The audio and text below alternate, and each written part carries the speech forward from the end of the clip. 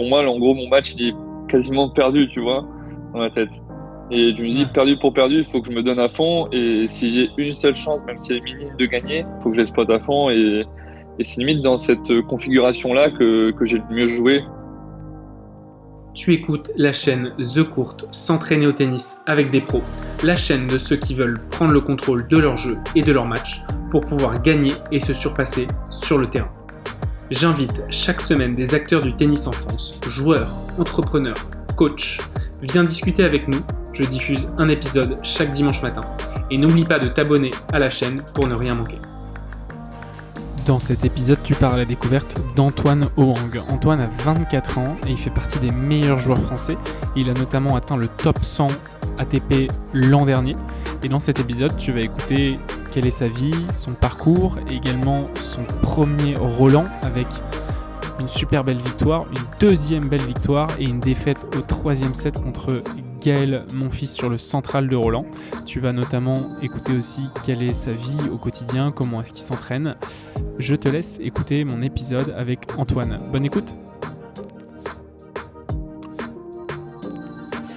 Ok, eh bien, salut Antoine, je suis trop content de t'avoir sur le podcast The Court, entraîne-toi au tennis avec des pros. Tu es un joueur de tennis français de 24 ans et tu as été à ton meilleur classement 98 mondial, ce qui est assez monstrueux. Je crois d'ailleurs que tu es le... dans les joueurs récents... Ah non, dans les joueurs récents, je pense que tu es un des meilleurs que j'ai eu. J'ai eu... Grégory Karaz qui a été top 50 il y a quelques années. C'était il n'y a pas si longtemps que ça d'ailleurs. Mais donc tu fais partie des meilleurs joueurs, donc je suis trop content de t'avoir sur le podcast.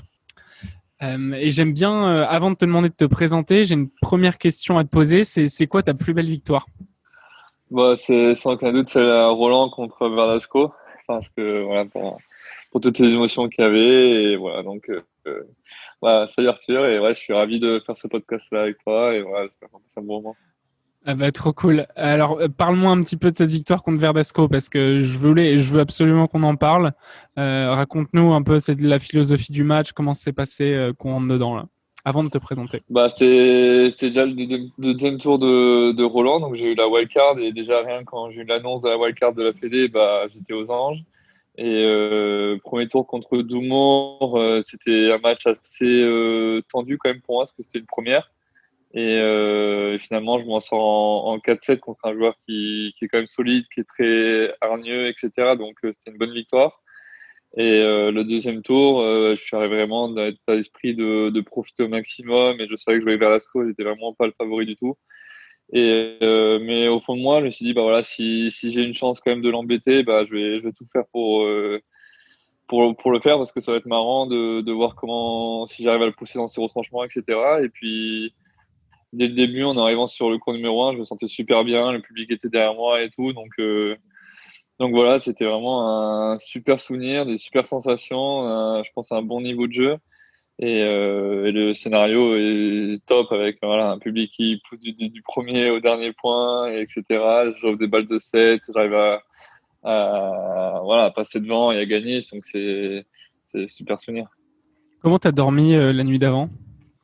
Honnêtement, j'étais vraiment assez détendu parce que j'avais aucune attente. Et c'est ça qui est beau, c'est que dans ce genre de performance, et voilà, si c'est arrivé dans un état comme ça où on n'a rien à perdre, tout à gagner, et voilà, c'est le but de chaque match, même peu importe le joueur qu'on joue et le classement en face, d'arriver dans cette même état d'esprit, même si le contexte s'y prêtait, parce que j'étais encore moins le favori, mais voilà, c'est des états mentaux qui sont tellement agréables finalement, parce qu'on arrive relâché sur le terrain, et puis on profite du moment présent, on oublie tout ce qu'il y a autour, et c'est top. Combien il était lui en classement à ce moment-là? Je crois qu'il était top 30, je Ok, crois. Toujours c'est ta meilleure 27 ou victoire? 28. Ouais. Lourd. Ok, est-ce que je peux te demander du coup de te présenter? Prends ton temps de nous dire qui tu es, d'où est-ce que tu viens, comment tu es arrivé au tennis.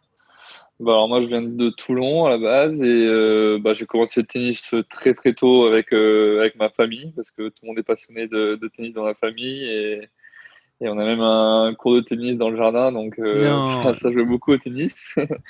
Et voilà, donc c'est mon père qui m'a transmis cette passion de s'entraîner et tout, mais c'était pas forcément dans le but de devenir un champion tout jeune. C'était vraiment le but de s'amuser. Et puis rapidement, comme j'ai un caractère un peu perfectionniste, mon père aussi, bah, j'ai voulu être le meilleur. Donc d'abord, c'était battre mon grand frère. Après, c'était de battre les meilleurs de ligue dans ma région. Et puis après, voilà, vers 8, 9 ans, 10 ans, je me suis rendu compte que j'étais dans les meilleurs français. Et du coup, ben, mes ambitions sont montées à ce moment-là. Et à partir de 13 ans, j'ai fait le CNED. Donc, je prenais les cours à la maison et puis j'allais m'entraîner au club. Et puis voilà, donc les choses se sont fait comme ça. Je suis allé jusqu'au bac comme ça. Et puis, j'ai commencé les futurs à peu près en même temps. Je suis monté ouais, jusqu'à peut-être à 400e place mondiale, à peu près en faisant à la fois des études que j'ai fait STAPS. Et Alors, je te jusqu'à coupe un ma... petit peu pour revenir un petit peu plus tôt. Ouais, Du vas-y. coup, comment se passent les premières années où tu joues? Tu dis que tu commences à effectivement battre ton frère. Tu es dans un club? Tu es sur quel club? Je suis au Littoral à Toulon. Ok, c'est un gros club? Non, c'est un petit club. Il y a trois terres, trois durs, Ok. assez familial. Donc voilà. À ce moment-là, est-ce que tu sais si l'entraîneur du club remarque que tu as un niveau un peu plus élevé que les jeunes d'à côté? Ouais, bah, je faisais déjà les interligues, tu sais, donc on va dire, j'étais dans les meilleurs Français avec, moi, je suis la génération de Calvin Emery, Alexandre Favreau, Lacat, Arthur Hinafnesh, mais qui était peut-être un peu moins bon à l'époque, Quaco, etc. Et voilà, donc on se battait tous pour les dernières places dans les championnats de France et tout, oui, on Ok, voyait que donc j'avais toi, du tu faisais rapidement potentiel. partie des meilleurs, quoi. Oui, voilà, mais pas tout meilleur au point d'écraser tout le monde, mais j'étais dans les 5 premiers Français assez tôt et assez régulièrement. Et est-ce qu'il y a un moment donné où on te propose de partir de la maison pour aller en pôle espoir? Ouais, donc c'était vers, je dis pas de bêtises, c'était vers 12 ou 13 ans. Et à l'époque, ma famille avait refusé parce qu'ils voulaient vraiment axer quand même sur l'éducation, sur l'école. Voilà, ils voulaient absolument que j'ai une bonne scolarité. Et puis mon père à l'époque était mon entraîneur, donc il voulait pas forcément me lâcher. Et Ton père du coup, était j'ai entraîneur de continué à la tennis? maison. Bah, il n'était pas entraîneur de tennis, mais c'est lui qui m'a entraîné parce qu'il était passionné. Bah, du coup, on a refusé le pôle en étant jeune. Je crois que c'était tôt quand même pour quitter la famille et tous mes repères et vraiment consacrer sur la vie de sportif de haut niveau à 12 ans, quoi. Enfin, c'est vraiment tôt après hein, qu'ils font ce choix-là. Et T'étais à quel voilà. Et classement à ce moment-là pour puis, donner un ordre d'idée? je sais plus trop de mémoire. Je devais être peut-être 15 ans, 15 ans Ok. peut-être. Ok, Et donc, et est-ce que quelques années après, du coup, tu fais le choix de partir de la maison? ouais, bah après, je me suis entraîné quand même chez moi pendant longtemps et longtemps au littoral aussi en continuant mes études en STAPS parce que voilà, j'étais toujours 600 et quand j'ai fini STAPS vers 21, 22 ans, j'étais 400 donc loin quand même des tout meilleurs et j'ai toujours un peu hésité à lâcher toutes mes études pour faire que du tennis parce que dans ma famille, ben, c'était pas forcément le choix qu'on me poussait à faire. Donc voilà, on m'a dit surtout assure quand même tes arrières, etc. C'était vraiment prudence plutôt que se jeter la tête la première dans un projet comme ça. Et quand j'ai eu ma licence et que quand je devais avoir 21 ans, je me suis dit, ben voilà, maintenant, j'ai écouté quand même ce qu'on m'a dit de faire. J'ai eu ma licence, etc. Maintenant, j'ai vraiment envie d'essayer quand même à fond parce que je pense que je vais le regretter. Et voilà, donc j'ai choisi une structure pour faire que du tennis à fond. Donc c'était Aix-en-Provence avec Lionel Zimbler, etc. Et de là, j'ai quand même pas mal progressé sur ces trois dernières années justement, comme tu disais, en atteignant le top 100 au bout de 3 ans. C'est énorme. Et du coup, pour finir sur les études, il y a quand même pas c'est intéressant comme choix parce qu'il y a quand même beaucoup aussi de joueurs qui arrêtent très tôt les études. Alors, pour effectivement faire les cours à distance, mais aussi, on voit qu'il y en a certains qui arrêtent au lycée. Toi, tu étais plutôt bon étudiant, j'imagine? Je le sens. Ouais, ouais. Ouais, c'est ça. Ouais, j'avais sauté une classe et c'était important dans ma famille de faire ça. Donc voilà. Donc je n'avais pas forcément le choix. Je pense que si j'avais demandé à mes parents vers 14-15 ans d'arrêter l'école, je n'ai même pas posé la question parce que je savais la réponse, quoi. Et Donc la ouais, c'était licence vraiment stats, inculqué tu l'as dans passé les. easy? Ouais, je l'ai passé sans trop aller en cours et voilà. Après, moi, c'était quand même lié au sport, donc ça me plaisait. Après, je me suis pas vraiment consacré à fond pour être le meilleur là-dedans non plus. Donc, je trouve avec du recul, ben, je pense pas le refaire parce que voilà, pour moi, si on fait des études, c'est qu'on apprend un métier, c'est que ça nous passionne et qu'il faut le faire à fond. Donc, voilà, là, mon métier pour moi, ben, maintenant, c'est joueur de tennis professionnel et je le fais à fond. Et si j'avais pu le faire peut-être 1 an ou 2 ans avant, je l'aurais fait. Ok, donc pour revenir après sur le circuit, tu es quand même allé hyper rapidement de la 1000 et quelques places à top 300, tu disais, même quasi top 200. Est-ce que tu te rappelles de Je ton dirais- premier match sur le Ouais, circuit? je dirais pas peut-être, enfin, je dirais pas hyper vite parce que j'ai quand même fait 4-5 ans sur les futurs et peut-être 2-3 ans sur les chals avant d'arriver dans le top 100. Donc c'est quand même un processus qui est long. Tu en attends de douter en disant bah, est-ce que je vais y arriver quand c'est la quatrième, cinquième année, qu'on joue un peu toujours les mêmes joueurs, qu'on fait des fois des premiers tours, des deuxièmes tours. Enfin, c'est toujours dur, c'est beaucoup de remises en question. Et puis je pense pas être un joueur vraiment qui a franchi les étapes et qui a affolé tous les compteurs. Je pense que justement, j'ai fait mon chemin petit à petit, mais j'y ai quand même toujours cru et toujours progressé continuellement au lieu de. J'ai pas fait 3-4 années en stagnant. Donc, ouais. Est-ce que tu te rappelles du premier point ATP? Ouais, le premier point ATP, c'était en Belgique. Je devais avoir peut-être 17 ans, 18 ans, 17 ans, je pense. Et ça faisait déjà quelques fois que je sortais des qualifs et que je perdais au premier tour. Et là, je joue, je crois, contre une wildcard ou contre un autre qualifié. Donc, je me suis dit, bah, c'est maintenant ou jamais pour prendre le premier point, parce que c'est une grosse tension, parce que tant que t'as pas de points, bah, t'es alternate dans les listes des qualifs. C'est en fonction de ton classement par pays. Donc, par exemple, moi, je devais être, je sais pas, moi, 400e français. Et je passais derrière tous ceux qui étaient 30 serbes ou quoi, parce qu'il n'y a pas de joueurs. Donc, à chaque fois, j'étais en alternate sur les qualifs et je pouvais pas jouer. Et juste le fait de prendre un point, bah déjà, tu es sûr de faire les qualifs. Donc, c'était une grosse pression pour moi. Et ouais, je m'en souviens que j'ai dû attendre peut-être 10 balles de match pour finir pour finir le match. Et ouais, il y avait beaucoup, beaucoup de tension. Et quand c'est fini, bah, c'est un soulagement et t'as l'impression d'avoir gagné le tournoi alors que t'es juste au deuxième tour, quoi. Et alors, il se passe quoi sur ce deuxième tour?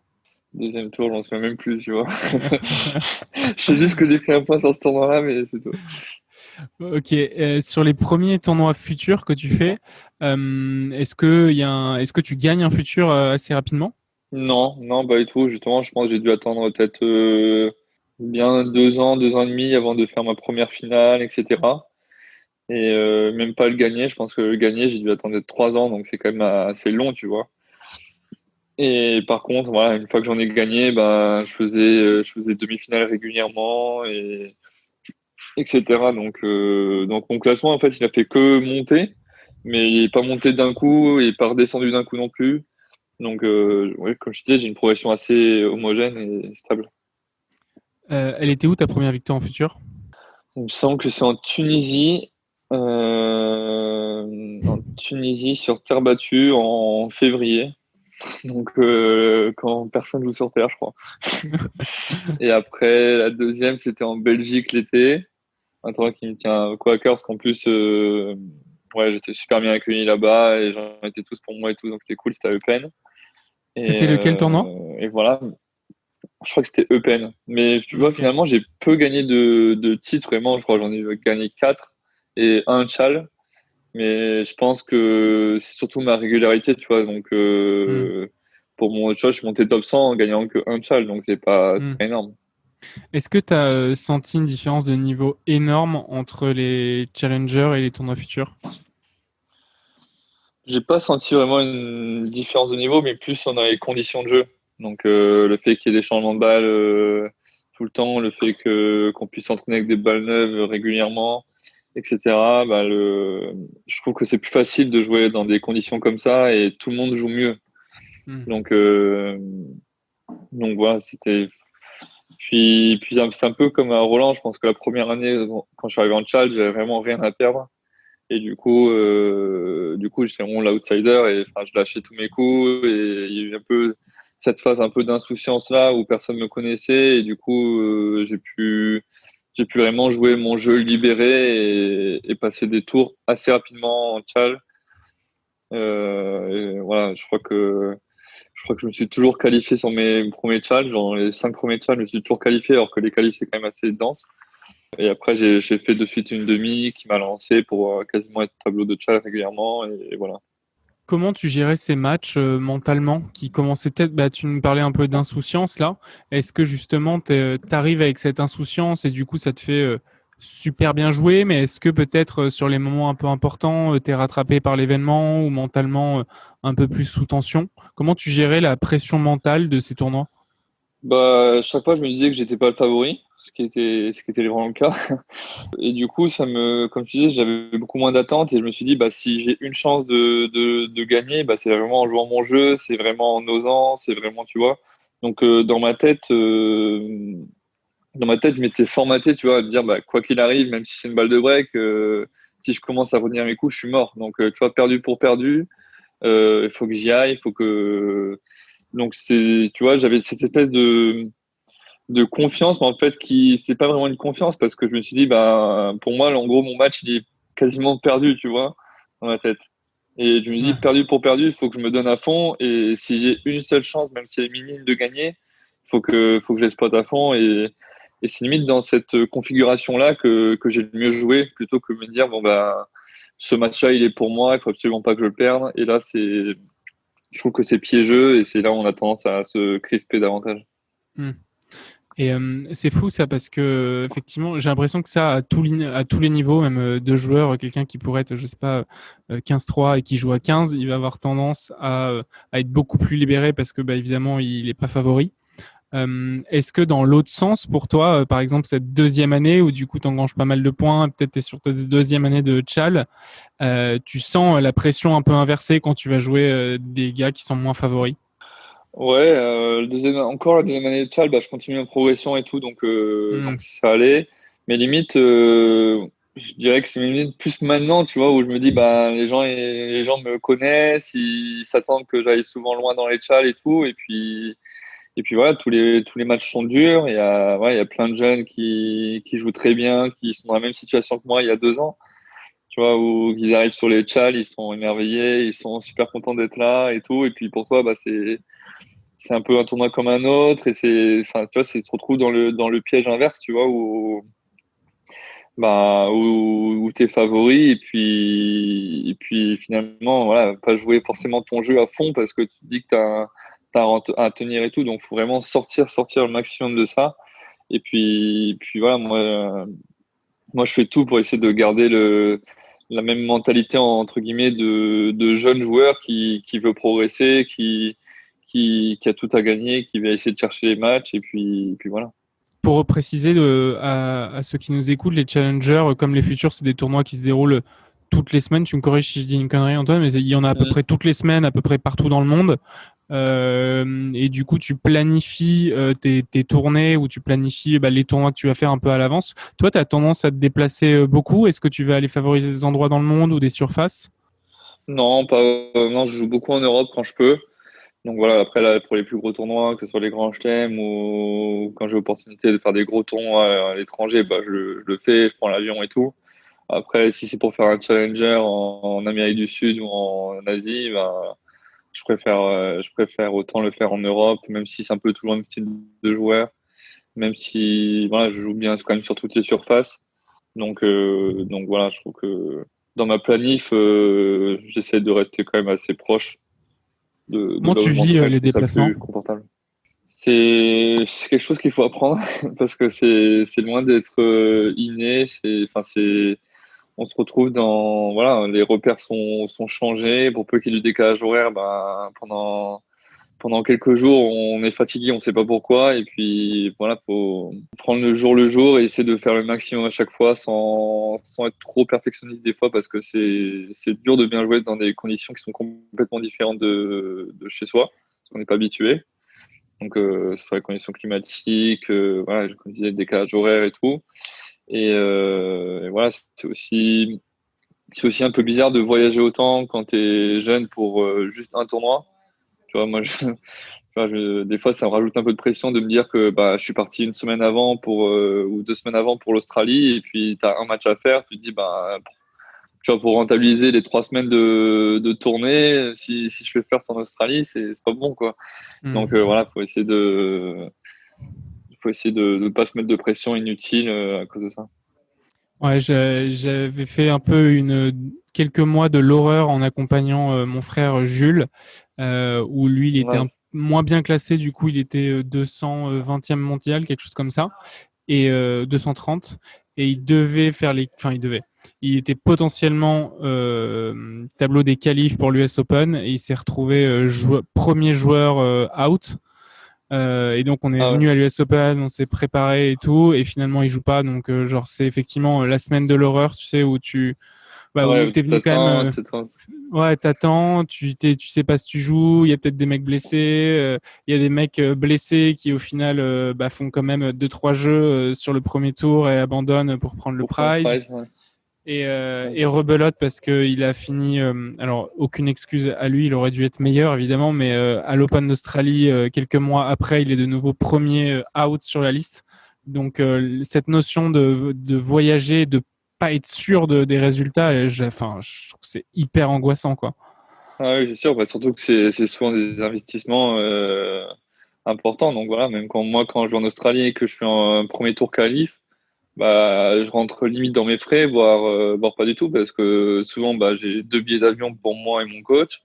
J'ai l'hôtel une semaine là-bas ouais, tu vois, ça chiffre vite. 3 semaines Ouais. de déplacement avec un coach, ça va vite à 4 000 € et tout. Donc, faut essayer de s'enlever le maximum de pression en dehors du tennis parce que déjà que sur le terrain, c'est pas facile. Hmm. Mais oui, c'est un ensemble de choses et là, je pense que la performance, tu vois, est vraiment complexe et les gens, ils ont pas forcément conscience de ça au début.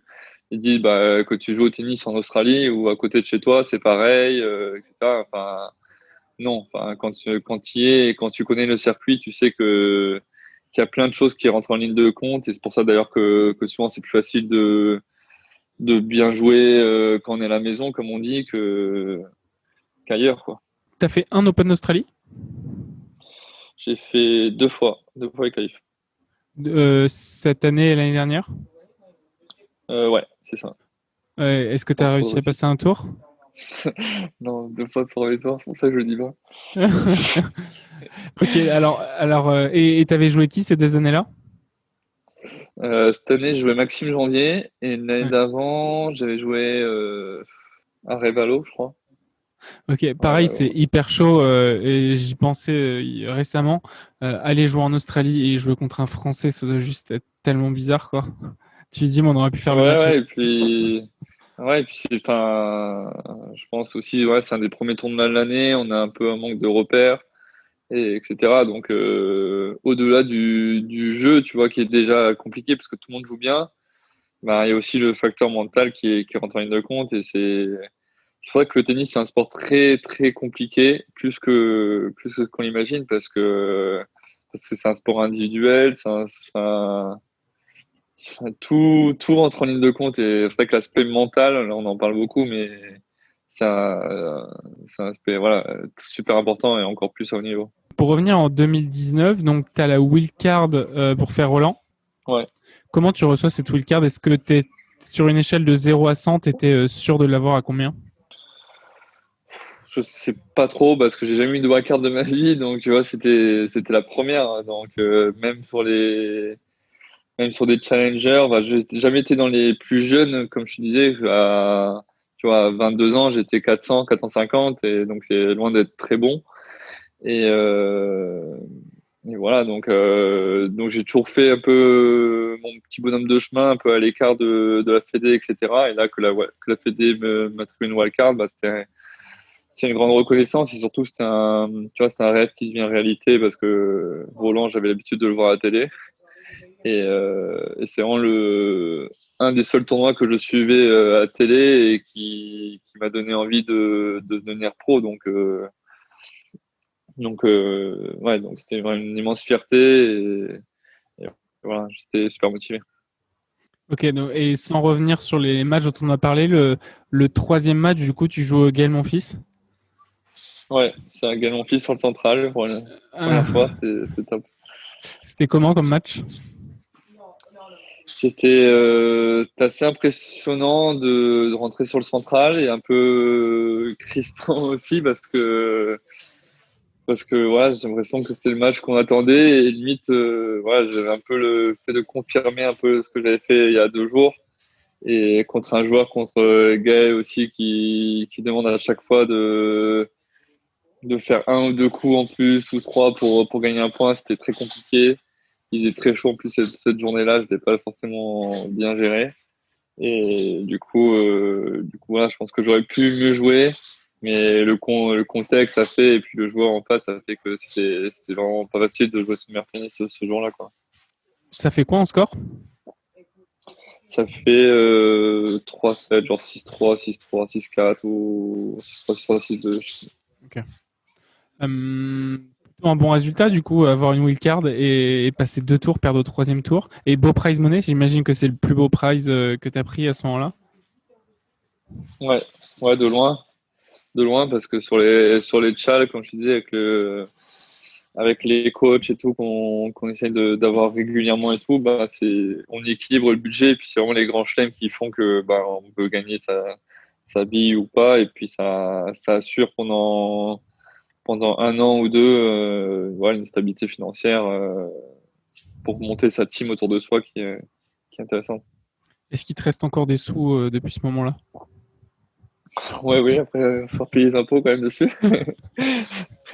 Ok. Mais oui, parce que voilà, je suis pas trop dépensier, j'essaie quand même d'être assez raisonnable avec ça et souvent l'argent que j'ai, j'essaie de l'investir dans mon projet. Donc voilà. 2 mois et quelques après ce Roland, tu fais l'US Open. J'ai vu que tu fais ton premier match en 5-7. Ça fait quoi physiquement de jouer un match en 5-7? C'était sur le moment, ça allait parce que avec l'adrénaline et tout, enfin, j'ai tenu. C'était plus le lendemain et le surlendemain qui était compliqué. Donc c'est là où voilà, je me suis dit que pour les tout meilleurs, enchaîner des matchs en 5-7 avec une intensité de fou, et de pouvoir enchaîner, c'est incroyable. Donc ça demande encore plus d'entraînement physique et on rentre dans une dimension ouais, où c'est vraiment un combat physique et on sent tout l'impact de cette dimension-là aussi sur le jeu parce que voilà, quand on n'avance plus, bah, c'est dur de jouer, quoi. Hmm. Ça ressemble à quoi pour toi une semaine d'entraînement quand tu es hors tournoi et que tu prépares, tu fais ta préparation au tournoi? Comment est-ce que tu t'entraînes sur une semaine? Souvent, c'est 3 entraînements par jour, donc soit 2 tennis, un physique, soit un tennis, deux physique. Donc, soit, et ça sur 6 jours, ouais, peut-être 4 journées sûres, 4 journées pleines sûres, et après peut-être 2 demi-journées. Donc, ça fait, je sais pas calculer le temps, mais bon, souvent, c'est des journées quand même de 5 voire 6 heures et d'entraînement, et ça, donc, je sais pas, 5, 6, fois 4, 24. 24, on doit être à 30 heures par semaine facile, quoi. Est-ce qu'il y a des matins où tu n'as pas envie de t'entraîner? Ouais, ouais, c'est sûr, parce que quand c'est dans certains côtés, c'est vraiment répétitif. Donc on le sait, et surtout quand on n'arrive pas à faire ce qu'on veut, bah, c'est très frustrant. Et voilà, après, faut se rappeler pourquoi on fait ça, et puis toujours se rappeler bah, quel objectif de travail on essaie de mettre en place maintenant. Et quand je me reconnecte et que je vois le plan, tu vois, donc je sais que je fais ça pour ça, bah, ça m'aide. Et puis si je suis un peu bougon pendant 20 minutes, bah, après ça passe. Hmm. Quand est-ce que tu passes en dessous le top 100? C'était juste avant l'US. Ok. Et là, grosso modo, tu es toujours autour de cette place-là?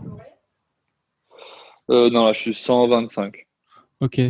Euh, Qu'est-ce qui se passe pour toi avant le Covid et du coup l'arrêt de la saison? Comment t'es sur quel niveau à peu près? T'es toujours sur cette montée, même si t'es à aller à 10 à 20 places près autour du top 100? Non, j'ai pas fait un super début de saison. J'étais un peu embêté par une cheville, par une tendinite à la cheville gauche. Et du coup, c'était un début de saison assez compliqué. Donc, voilà, j'ai fait le premier tour en Australie, c'était mon premier tournoi. Après, j'ai fait des challengers et tout sans trop de réussite. Et finalement, le confinement, bah, ça m'a permis de justement soigner ma cheville et de repartir là. Donc là, je pense que je joue mieux qu'avant. Quand tu dis soigner ta cheville, ça veut dire que tu étais total au repos pour soigner ça, ou tu as pu être au repos et après être en mode machine d'entraînement? Comment tu as vécu cette période? Non, c'était plus une blessure qui me gênait plus qui m'empêchait de jouer. Donc c'est pour ça que je jouais. D'ailleurs, si j'avais pas pu jouer, j'aurais arrêté. Et je me suis pas fait opérer ni rien. Juste le fait d'avoir moins de contraintes régulièrement sur cette cheville, bah c'est parti un peu comme c'est venu. Et maintenant, même en reprenant et tout, bah, la douleur n'est jamais apparue. Donc voilà. Ok, donc là, on se disait tout à l'heure en off qu'on n'était pas trop loin parce qu'il y a le Challenger d'Aix-en-Provence en ce moment. Donc, tu as perdu hier, c'est ça? Et tu as perdu en quart hier? Samedi. Ouais, Ok. samedi. Ok. Qui est-ce qui gagne le tournoi? Je crois que c'est Oscar Haute, je crois. Ok. Ouais. Du coup, c'est quoi les prochains tournois, les prochaines semaines pour toi? Là, je pense que je vais faire 2 semaines d'entraînement avant Roland. J'attends l'annonce de la wildcard de tableau ou pas qui doit être demain. Donc, Ok, si donc, je l'ai, bah, voilà, ce sera mon programme. Sinon, bah, les qualifs à la semaine d'avant. ouais. Et, après, bah, le calendrier est sorti. Donc, c'est un peu mitigé parce qu'il y a des 250 sur terre battue après Roland encore. Donc, ça fait pousser la saison sur terre battue assez loin. Et après, ça part en indoor. Donc là, il va falloir faire un choix. Je ne sais pas encore. Je ne sais pas encore ce que je vais faire, mais je pense plutôt partir sur du indoor. Comment tu le sens, Roland? Je pense qu'il va être un peu spécial parce que il y a pas beaucoup de la saison sur Terre va être très courte finalement pour les meilleurs. Ils vont juste faire Rome et Roland. Donc peut-être qu'ils ont un peu moins de repères que les autres années. Et donc je pense que voilà, tout le monde aura sa chance et voilà, donc là, j'espère que le public pourra venir à Roland. Ben, pour l'instant, c'est ce qui a été annoncé. Sinon, c'est assez spécial. Et, euh, et voilà, de toute façon, on y retourne toujours avec grand plaisir, une grande motivation. C'est le tournoi qu'on préfère nous en tant que Français et on veut tous briller là-bas. Donc je pense qu'une fois rentré sur le terrain, il y aura les souvenirs aussi de 2019 qui vont remonter et on se posera pas trop de questions. Bah, j'espère que tu vas tout déchirer. À part toi, Merci. qui est-ce que tu veux gagner? Je pense que c'est Rafa quand même. Je pense qu'on peut pas l'oublier. Après, Quel enfer. ouais. Après, il y a Team qui reste sur 2 finales, qui vient de gagner l'US. Donc, faut voir s'il arrivera à enchaîner aussi, parce que c'est pas facile Ouais. d'enchaîner physiquement à si peu d'intervalle. Donc là, le grand favori, c'est Rafa. Ouais. Pour revenir à toi, c'est quoi tes ambitions sur les 3 prochaines années? Où est-ce que tu as envie de te situer en termes de place? Est-ce que tu penses justement par rapport aux places ou plus au niveau de jeu? Comment tu vois les prochaines années qui sont plutôt décisives pour toi sur ta carrière?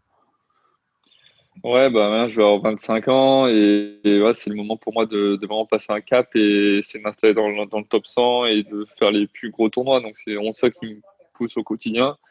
Et, euh, et voilà, donc je sais que ça passera par un travail régulier sur ce qui fait ma force, donc mes séquences fortes, etc. Et aussi sur voilà, développer d'autres schémas, être un peu plus patient, etc. Parce que voilà, tous les points sont chers, donc il faut les travailler bien et bien les préparer. Et voilà, moi, ce qui me fait rêver, c'est de participer au plus grand tournoi, pouvoir croiser et me confronter aux meilleurs joueurs du monde. Et voilà, c'est ça qui me fait rêver depuis tout petit, voir jusqu'où je peux aller, quoi. Donc, et puis à la fin de ma carrière, pas avoir aucun regret et me dire que l'histoire était belle, quoi.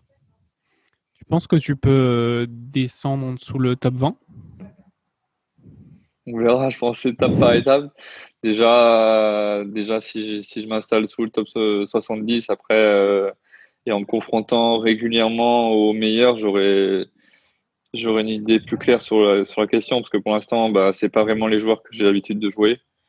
Et voilà. Ok. 2 dernières questions à te poser pour terminer. La première, c'est où est-ce qu'on peut te retrouver en ligne pour suivre tes actus tennistiques et te encourager? Sur Insta. Ouais. Sur Insta, donc c'est Antoine Orang, 1995, je crois. D'ailleurs, aparté sur Instagram, j'ai j'ai entendu de plus en plus, là pour avoir revu un peu quelques joueurs que j'avais pas croisés depuis longtemps, que vous recevez des messages d'insultes sur Insta quand vous perdez un match sur les mecs qui parient. Ouais, beaucoup. Tout à chaque fois, à chaque fois, et c'est assez chiant parce on se dit que les gens ils se permettent de dire des choses qu'ils n'auront jamais dire en face et sous prétexte que ce soit sur Insta, ils se permettent de tout dire, mais bon, c'est même si on n'y prête pas attention vraiment en tant que joueur parce qu'on sait que c'est des parieurs et qui sont pas forcément sérieux dans leurs menaces, etc. C'est toujours chiant parce que c'est de la méchanceté gratuite et voilà,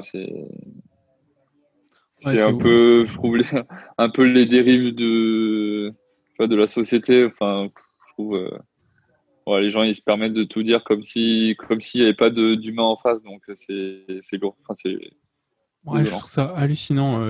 Jules, qui fait des tournois en ce moment ici, du coup, des matchs qui sont non homologués, sur lesquels, effectivement, il y a des paris. Il a gagné plusieurs matchs de suite. Il en a perdu un au super tie-break et il a pris une dizaine de messages d'insultes sur Instagram. J'étais choqué de la violence des gens, quoi. C'est un truc de ouf. Ouais.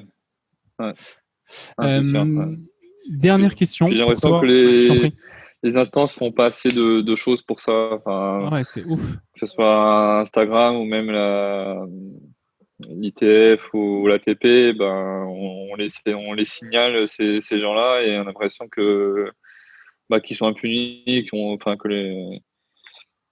s'en fout, quoi. Donc c'est chiant. Ouais.